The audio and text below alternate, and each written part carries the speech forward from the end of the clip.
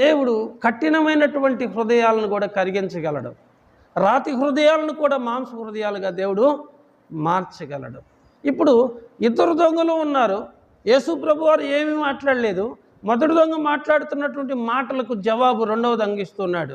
నువ్వింకా మారవా, నువ్వింకా మారవా, నువ్వు అదే శిక్షా విధిలో ఉన్నావు, నువ్వు దేవునికి భయపడవా అని చెబుతూ అన్నాడు, మనకైతే ఇది న్యాయమే, మనం చేసిన దానికి మనం తగిన ఫలం పొందుకుంటున్నాం. మనకైతే అంటే నీకు నాకు న్యాయమే. మనం కలిసి ఎన్నో దొంగతనాలు, ఎన్నో దోపిడీలు, ఎన్నో దౌర్జన్యాలు, ఎన్నో కుటుంబాలను కూల్చి ఎంతోమంది జీవితాలను నాగం చేసి నిజంగా మనం నేరస్తులుగా, బందిపోటు దొంగలుగా మనం ఉన్నాం.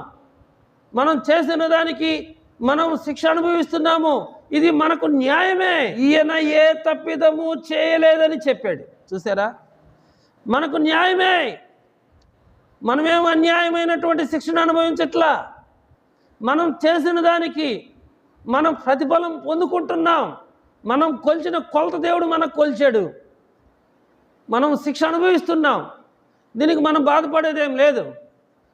ఇది మనకు న్యాయమే. కానీ ఈయనలో ఏ తప్పిదము లేదు. వ్యభిచారులు ఒప్పుకున్నారు, దొంగలు ఒప్పుకున్నారు, మోసగాళ్ళు ఒప్పుకుంటున్నారు. అనేకులు యేసయ్య పరిశుద్ధుడు, ఆయన పాపము లేనివాడు, ఆయనలో ఏ తప్పు లేదని ఒప్పుకుంటున్నారు. చాలామంది ఒక అపోహ, మేము మంచి వాళ్ళమి, మేము నీతిమంతులమి, మేము పరిశుద్ధులమి, మాకే లోపం లేదు, మాకెవరు చెప్పాల్సిన అవసరం లేదు, మాకు అన్నీ తెలుసు, మేము ఇతరులకు చెప్పేవాళ్ళమే కానీ ఇతరులు చెప్పించుకునేవాళ్ళం కాదు.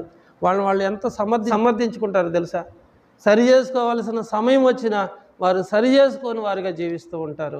సరి చేసుకునే అవకాశం దేవుడికి ఇచ్చినప్పుడు మొదటి దొంగ సమర్థించుకుంటే రెండో దొంగ సరి చేసుకుంటూ వచ్చాడు. మనకి ఇది న్యాయమే, నువ్వు దేవునికి భయపడవా, నువ్వు అదే శిక్షా విధిలో ఉంటావా, ఈయనలో ఏ తప్పిదం లేదు, ఈయనలో ఏ దోషము లేదు, ఆయన పరిశుద్ధుడు అని దొంగ ఒప్పుకున్నాడు. అలాగే యేసు ప్రభు దేవుని కుమారుడని నువ్వు ఒప్పుకోవాలి. యేసు ప్రభు వారు నీకు బదులుగా, నాకు బదులుగా, మనందరికి బదులుగా ఈ లోకానికి వచ్చి మనం చేయలేని త్యాగాన్ని మన ప్రభు అయిన యేసుక్రీస్తు వారు చేసి తన తనువును చాలించాడు, తన రక్తాన్ని కాచాడు. ఆయన దేవుని కుమారుడని నువ్వు నమ్మాలి. ఆయన నీ పాపముల కొరకు మృతి పొంది నీ రక్షణ కొరకు ఆయన సమాధిని తిరిగి లేచాడని నువ్వు నమ్మితే నువ్వు రక్షించబడతావు. క్రీస్తు యేసునందున్న వారికి ఏ శిక్షా విధి లేదు.